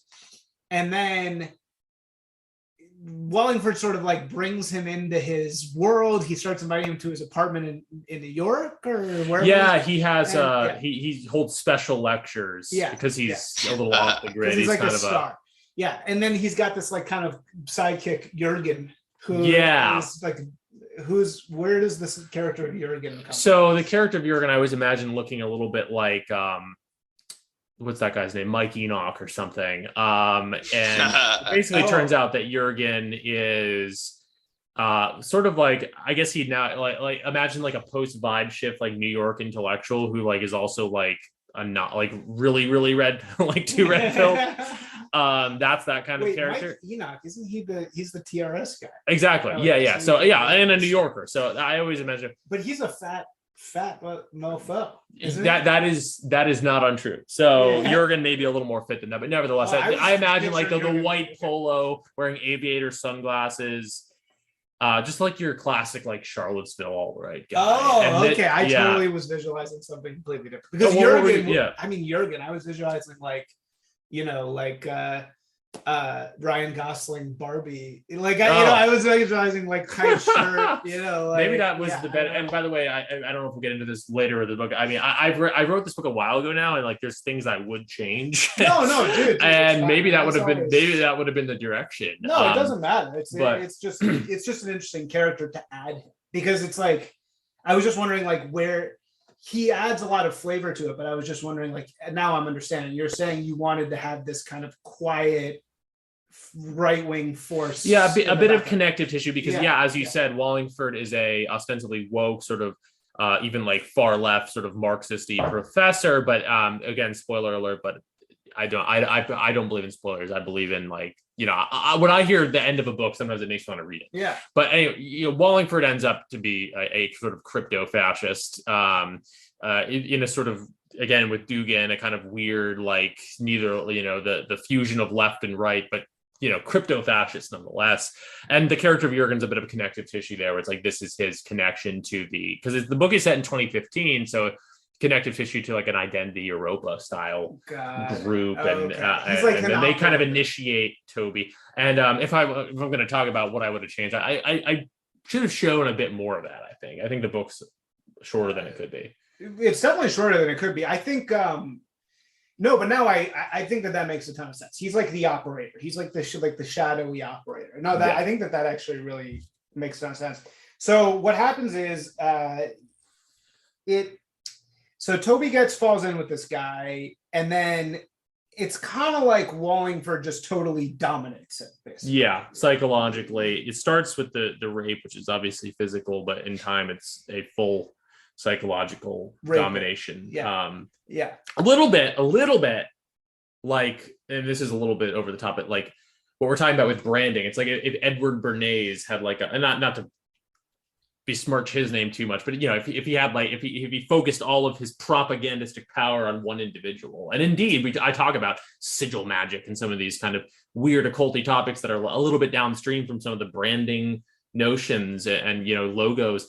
It's like if you focused all that psychological attention, I was kind of influenced by a lot of these kinds of ideas about social control. The novel, if I had to put it in a nutshell, is about social control. About control. It was called Control for a while. Oh, cool. And cool. Maybe I should have kept it that way. If the cover wouldn't have a dragon on it, but basically, Dragon Day is a good title. I mean, I think it grabs you. I don't regret the title, but Control is also the name of that Ian Curtis. Exactly, and I'm a big Joy Division fan, that was why I liked the name. But then later, it's like, do I really want to name a book after Joy Division? But basically, Wallingford ends up, it's a study in. It ends up being literally, he takes Toby on as a personal advisee, and the whole notion was, how in this, kind of what you might expect happens, like Scientology or like some weird cult, like figurehead totally controlling somebody. That's what was supposed to happen. Again, I would show more of it now, and I'm kind of may or may not be working on a screenplay version that maybe would go further. I was going to say it could be. I mean, it seems like a cool. It's paced like a thriller movie, so it's the right length. Seems like it could be pages. Easily translated into such. Yeah, and it's the right time for it. I will neither affirm nor deny whether or not may currently be writing the screenplay. Well, and give it off to the the Teal Capital.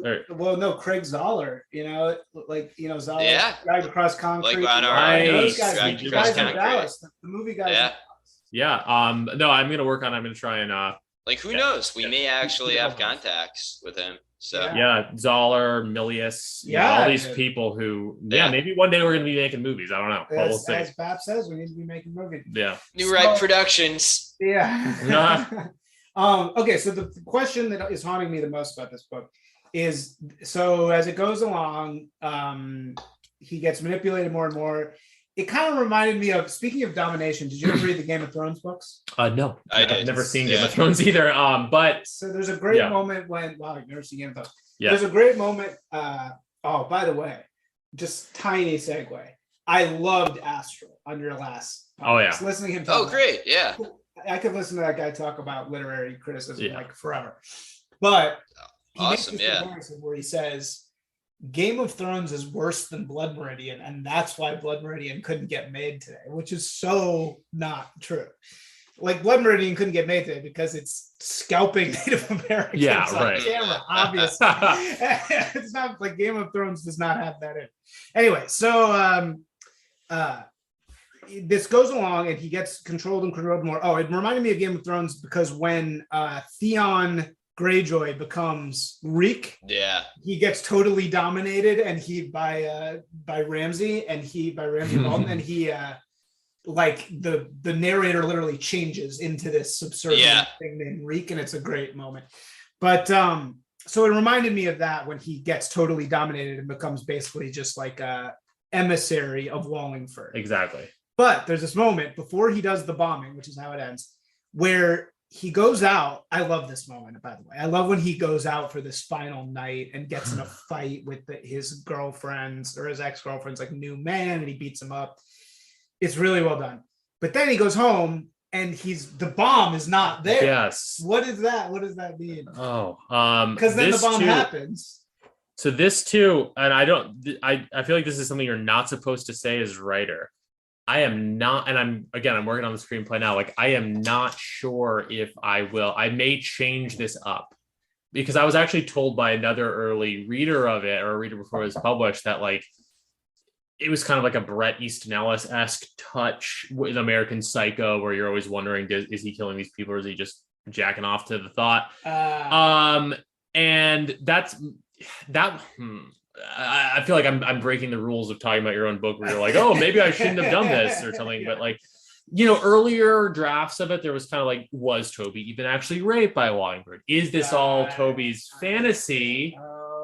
So there was that element with the bomb. I needed to get to the point where I wanted, and I may change this in future iterations of the story, but there's this notion of like, I wanted Toby to decide not to do the bombing, but have it still happen.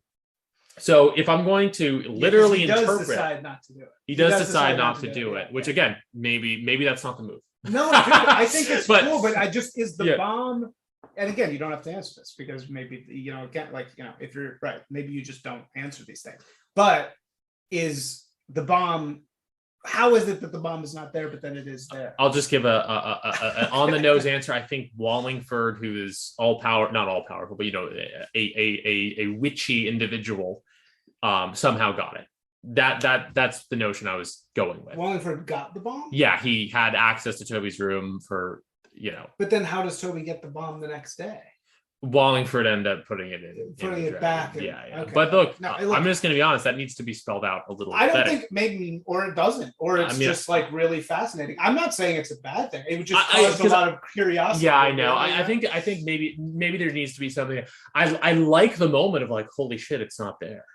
I mean, for what it's worth, when I read it, I assumed it was Wallingford intuiting that Toby was going to lose his nerve and taking the bomb and making sure it happened anyways. Yeah, that's where I was at with it. It's like, because Wallingford does it. Okay, I was reading it. Oh man, I was reading it that he still did it, but he didn't know he was doing it. Like I was reading it, but you're saying it was in the dragon, not on him. Yeah, you know what? I think the way I intended it was as Dan read it. So and that's the way that I read it myself, is like Wallingford intuited, but actually maybe the move, and again, showing how the sausage is made here, but like maybe the move, and if I'm writing the screenplay, whatever, maybe that works then. Maybe it works, but also there maybe contrary to what my other early readers said, maybe the American Psycho thing is fine, where it's like all of a sudden you realize you're dealing with a person who, is there's that psychological breakdown a little bit where it's like part of him doesn't want to do it, but part of him is doing it, and you never really. I mean, that can work too. I just think it would need to be a little more stylized. But I almost like your interpretation. It's like it's gone, but then it's still there. That's I actually think I was overthinking it, because I think I just was thinking that the moment he touched it, he actually still had it on him, but there's actually no reason for me to think that. Yeah, I mean, I do look. I'm not even being like kowtowing or being down myself. I think when I'm writing the screenplay, to think a little bit more about how that plays. I think there's a way it can work. It's a little weird right now. Yeah. Well, we can, for all you people out there working on your own stuff, this is thoughts that go on in the mind of the writer. Don't think you're alone when you're questioning yourself. It happens to everybody. So yeah, I think that's basically it. I guess the last question I have is, why did you choose dragon as the symbol? And then we can talk about Welbeck a little bit. Sure. Okay. Yeah. Well, listen, we're deep in the podcast here, so I'm just going to say that I did go to Cornell. That's public info anyway, but I don't like to super lead it with it, but Dragon Day is a real event. It is. Yeah, you can look it up. And I really liked it as an undergraduate. The architecture students did this parade with the dragon. They used to actually let it on fire. That was never the case when I was there, due to neoliberal encroachment upon our right to do crazy shit. But yeah, I mean, it just I didn't really choose the dragon symbol. Again, when I was a college freshman, I was probably writing some things about being self-conscious and whatever, and being a quasi incel. No, I actually never was, but you know what I mean. Of being that young kind of guy. I was writing that, but the dragon thing, in some ways, was the first idea. I was at this Dragon Day event at Cornell, and I was like, I don't remember if I thought what if there was a bomb in there. I don't remember what point that came into it, but I was kind of struck that this felt like a modern pagan ritual, and liked it, and thought this was symbolic of some kind of face beneath the mask thing. And I don't know. I mean, it's one of those things as a writer that just sort of comes to you. So yeah, dragon was one of the first original things. That said, you hear like, you know, Jordan Peterson talking about like slay your dragons and all this, and the dragon as kind of an ancient symbol of chaos, and you know, the type of like the reptile brain. I think it's a pretty fecund image, but it was basically just taken from life. Yeah Cool, very cool. So how influenced by Welbeck were you? Like, are you? I didn't very, very, very much. I mean, he's my favorite living writer, one of my favorite writers, period.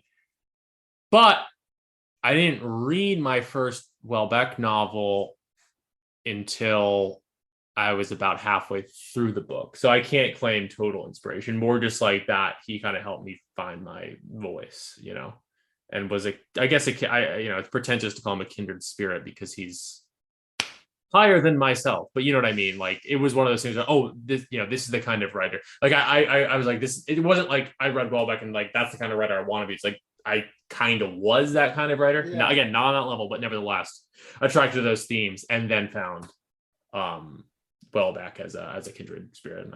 Yeah. Dan, are you a Welbeck guy? I am, yeah. I've read Submission, I've read Serotonin. I've been meaning to read Elementary Particles. And that might be my favorite. Yeah. I like obviously his themes resonate with me, but also his style is, and this is something that Matt is very familiar with my commenting on, but he too employs a sense of dramatic irony in his writing, where he writes things that are understood by the reader to be outrageous or insane, but is written in such a way that is deadpan, and it implies that the speaker, the narrator, doesn't understand how crazy this is. And so this is a style that Confederacy of Dunces has it. A lot of satirists have this type of style. Sam Lipsyte.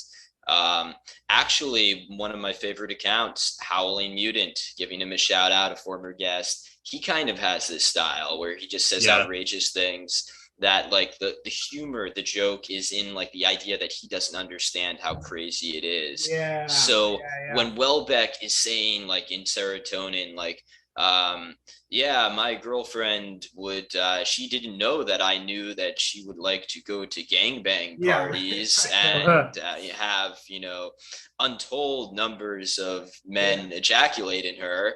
It's the type of thing that is just said like so perfunctorily that it's like, you know, and it's just hilarious for the reader to read that. So I really enjoy his deadpan style, which I would say is dramatic irony, and his themes obviously are spot on.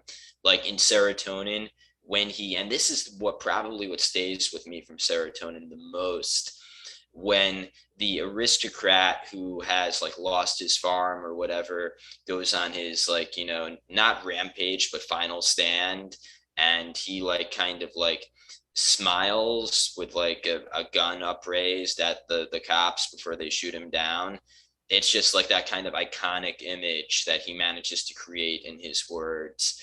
And obviously, you know, he's attuned to the current political moment. So Serotonin, the yellow jackets thing, you know, Islam in Europe, well, that's like perennial, but like, that was reaching more of a boiling point in like 2013, 2014. I mean, it's still at a boiling point, but you know, whatever. And I mean, he was definitely early to the scene with the incel thing. Like I mean, whatever came out in like 1992 or something. Which is insanely prescient. I mean, like too early almost. Highly recommend. Is it about incels? Yeah, basically it's about that's the real incel classic, as the blurb on the back of the book. It's about it's all good, but like it doesn't use that word because it's about 20 years before the word was coined or more, but it's about, you have a narrator who's going through a dry spell, as he says, but then he has a friend who's like a 30-something virgin. And it's, I mean, whatever's, I think Elementary Particles might be my favorite, but whatever is, you know, is the book that started it all. It's, you know, sort of the Nirvana Nevermind of Welbeck. And it's a short book too. That's probably about the same length as Dragon Day. Definitely. Okay, so let's finish up then with a branding question just to round it all out. So on the back of your book, it says Dragon Day is destined to become an incel classic. What does that mean? Does it mean that it's destined to be found in the backpack of the next incel shooter? I hope not. Yeah. So let's say, is this an incel classic? Not yet. And do I even want it to be? I don't know. I mean, it's not a classic in any regard. I mean, you said something nice about it, how one day perhaps, but it's kind of float under the radar a little bit, which sounds like a euphemism for didn't sell very well, but like it's not on that status where it's like really influencing the culture for better or worse, and maybe I'm glad that it's not, because I'm just happy to have it out there. But is it about an incel? Kind of. It doesn't delve deeply into like the black pill language. It's not someone talking in circles or feeling sorry for himself on forums. So it's not incel in that sense, but it's what it is about. And you talked about this on your pod with tacos, and we've talked about it because it's a kind of a perennial subject in our scene. It is about, it's about social control, but it's also about sexual energy and what happens when sexual energy has no place to go. And in that sense, it's about someone who can't get laid, but also more than can't get laid, can't find any socially satisfying outlet for any of their emotion or sexuality or energy.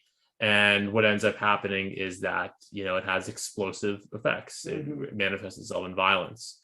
And as a psychological study, that is the narrative. It's also, is that an incel narrative? Perhaps. I do think that sometimes what happens, but I also call it the Paul Schrader narrative. And it's something that you see in Taxi Driver. It's something that you see in Yukiya Mishima, or Mishima, Life in Four Chapters. Also, perhaps you see in the actual life of Yukiya Mishima. And also Schrader's more recent work, like First Reformed, and even this movie, The Card Counter. All his movies rather, are about, a character, sort of an outsider character, dealing with pent-up emotions, pent-up sexuality even, and it always comes out in the final act in a violent and explosive way. Oftentimes, in the case of, for example, Taxi Driver being the best example, to a socially beneficial end, which I think is another version of the narrative. But is it an incel classic? In that sense, it follows that structure. It's a narrative structure. Pent up rage explodes. Yeah, and then Wallingford also talks about how like every great movement has to have that as well, right? Yeah, Wallingford is an intellectual of that kind of thinking. Right, it's like it has to have I forget what you say. Is it it's like an explosion? It has to have a point of rupture. Point of penetration. The sexual dialectics of political change. Yeah. Again, that double thing where it's like I'm kind of satirizing that idea, but it's also kind of true. That there is that sexual mirror to the way things work. Not to the point that you can determine someone's dick size by reading their words, but nevertheless, these things are imbued. Our sexuality and our yearnings for that explosive finish are part and parcel of the things we do. So if the vibe shift makes it so that all these incels get laid, is the movement over? No, but it changes it. It's again a vibe shift. It becomes much more about building institutions and families and stuff rather than being angry online. Right. Right. Yeah. Dan, I realize you have to go pretty soon. Oh yeah, no, all good. Pretty soon. Yeah. But I would call it, I think the incel classic is a very good branding line, but I'd say it's more like a dissident right classic. It's more, about the philosophy of the DR, and that is what it's rooted in. It's not really about Toby not being able to get laid. Yeah. Hell, Toby gets laid. So he does in some sense. The last thing I'll say on this is, and I really neither here nor there with this, but it's kind of interesting to know because you also want to know a little bit about publishing with Terror House. Oh, yeah, I was going to time for that. Listen, I think that if people want to get their work out there, I definitely I'm happy that I published with Terror House. They did, it's a really good way to get on people's radars. But also, as Taco said, self-publishing is fine too. You just kind of have to find your path. The thing with when you publish with a publisher, and I'm just going to say this, I'm not going to qualify it.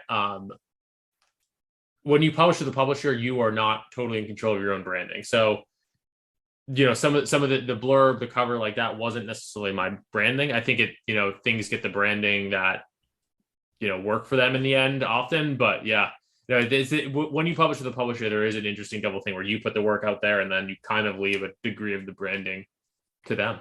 So does Terror House edit? Matt Forney, editor of Terror House, did a pass on the novel. He didn't change much, though. I think he might have, whatever grammatical standards. Okay. No story notes at all. Oh, really? Okay. So I'm not. He may do that for some people, but not for me. I didn't get any story notes. Yeah, it's pretty much as I sent it to him. Yeah, I remember. Not yet for me either. Nutcracker, my novel, is coming out with Terror House, hopefully in the second half of this year, hopefully in the fall. So it's Nutcracker is also being published by Terror House, and the process so far has been pretty similar.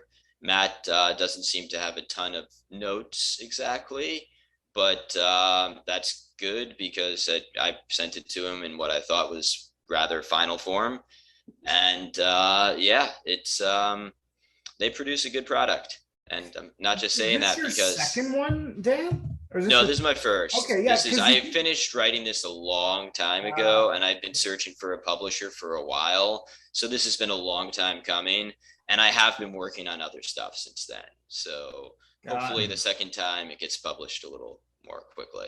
And does he cut a deal? I mean, is there a deal with Terror House? Yeah.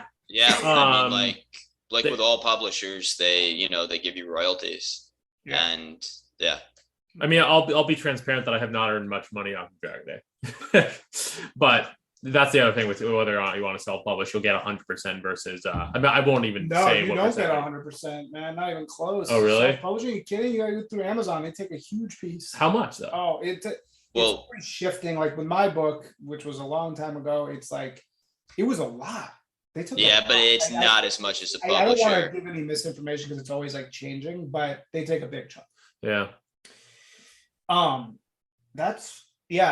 terms of being edited, it's funny, like so many people in our space, H.P. Lovecraft, not the new one, the original one, was totally refused any editing. Yeah. And Tacos is like that. Delicious Tacos, he will not be edited. He absolutely refuses. And also Menaquinone, he asked me to look over a piece of his work back in, at the beginning of this. And I slashed it up because I was running my own kind of thing called Vandal Press. I actually started something called Vandal Press at the same time as Terror House. And it was called a Web3 publisher. It was so ahead of its time.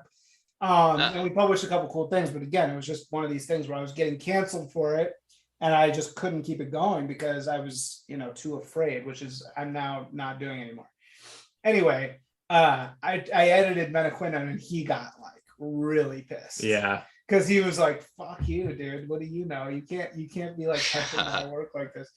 So it's good that Forney has learned to not do that. I mean, just give it the grammar pass. I would say that's for sure what you should do. I mostly agree with what Taco said on your last show, that all the problems have been solved. We now live in a world where you can put your work directly out to people, and that is good. Yeah. Although Hemingway, I mean, you guys have talked a lot about. Again, I highly recommend this episode with Astral. He is so good to talk about this stuff.